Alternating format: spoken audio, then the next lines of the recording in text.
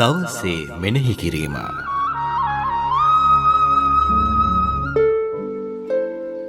ප්‍රේමවන්ත සහෝදර සහෝදරියනි, හිමිතුමන්ට වඩා ප්‍රසන්න වන්නේ කුමක්ද? එතුමන්ගේ හඬට කීකරු වීමද නැතහොත් දවන යාග පූජා සහ යාග පූජාද? පළමු දේව ප්‍රකාශනයේ සඳහන් මේ වගන්තිය අද අපිටත් අදාළ වෙනවා. සුවිශේෂ ප්‍රකාශනයේ දැක්වෙන්නේ ඒ හා සම්බන්ධම පණිවිඩයක්. ජේසුස් වහන්සේගේ කාලයේ සමහරෙක් ශ්‍රාවකයන් උපවාස නොකිරීම ගැන උන්වහන්සේගෙන් ප්‍රශ්න කළා. ඊට පිළිතුරු විදියට උන්වහන්සේ පවසන්නේ තාන් රෙදි කඩකින් පරණ වස්ත්‍රයකට අණ්ඩයක් නොදාන බවයි. මෙයින් කියවෙන්නේ පැරණි යුදා සම්ප්‍රදාය විසින් නීතිය අකුරටම පිළිපැදීමේ පිළිවෙත සහ ජේසුස් වහන්සේගේ හඬට අවනත වීමට කෙරෙන ඇරයුම නොගැලපෙන බවයි. තවද ජේසුස් වහන්සේ අප සමග වැඩ සිටීම අත්දකින තාක්කල් අප අත්විඳින සතුට සහ ප්‍රීතියද ඉඟි කරනවා. අප දහමයයි පිළිපදින්නේ මොකක්ද? හුදෙක් අපට හුරු පුරුදු චාරිත්‍ර වාරිත්‍ර පැවැත්වීමද? නැත්නම් සමිඳුන්ගේ හඬට අවනත වී ජීවිත වෙනස් කර ගැනීමද?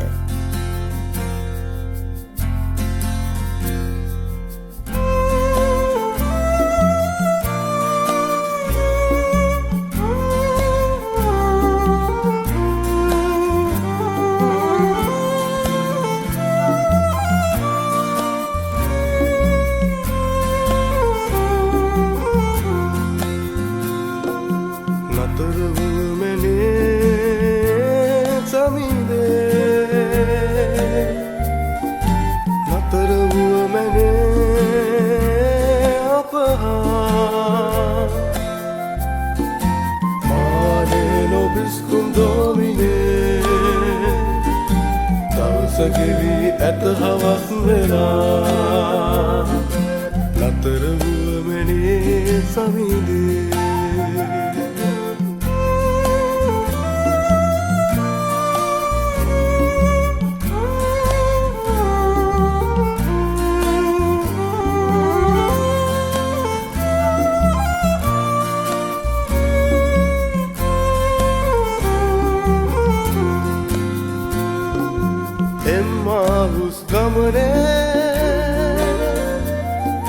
සෞවන් දෙදෙනාගේ හදද වී ගියේ ඒ කතාබහේ කිවමැන එලෙසේ මට ඔබගේ වචනේ නතර වුවමැනේ සමිඳේ නතර වුවමැනේ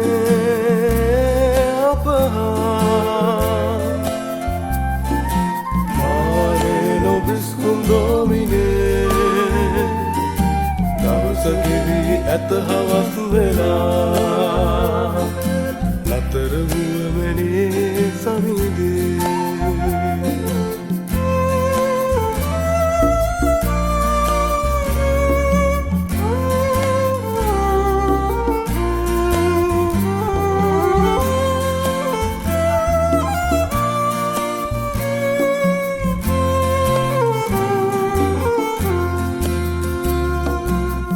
මන් මගියානෝ ඔබම දිවි ගමනේ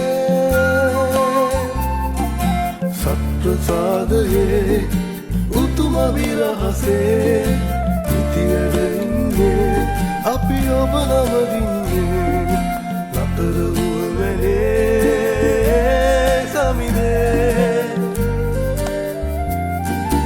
නතර වුවමනේ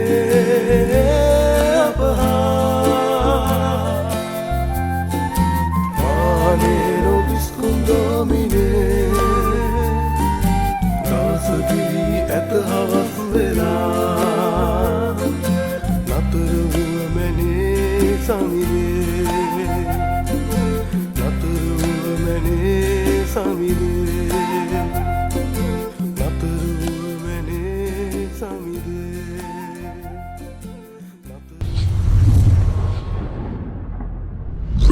Veritas Asia Sinhala Service.